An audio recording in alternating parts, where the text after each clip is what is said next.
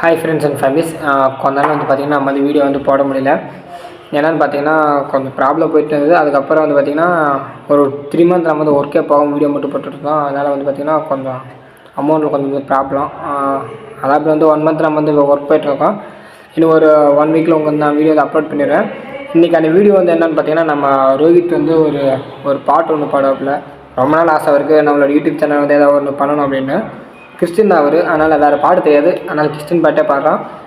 இது வந்து மதத்தை சார்ந்ததாக இல்லை, அவருக்கு தெரிஞ்சதை அவன் பாடுறான். யாரும் தப்பாக எதுவும் கமெண்ட் பண்ணிடாதீங்க. ஓகே, பாடு பண்ணி நான் பாடுவேன், சத்தமிட்டு பாடுவேன், கையை தட்டிய போதுமே நன்றியோடு பாடுவேன்.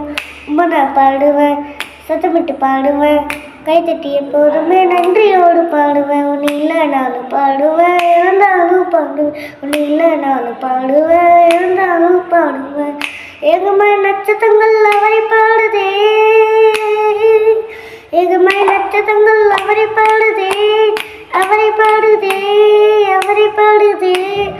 எங்கோ கிடந்த என்ன தேடி வந்தாரே அவரை பாடுவேன்.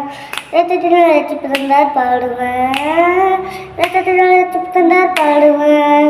ஒன்று இல்லைனாலும் பாடுவேன், இறந்தாலும் பாடுவேன். ஒன்று இல்லைனாலும் பாடுவேன், இறந்தாலும் பாடுவேன். ஓகே, அவ்வளோதான். இன்னும் லென்த்தாக பாடுவான், ஏன்னா இதெல்லாம் பாட்டு வந்து சீக்கிரமாக முடிச்சுக்கிட்டான்.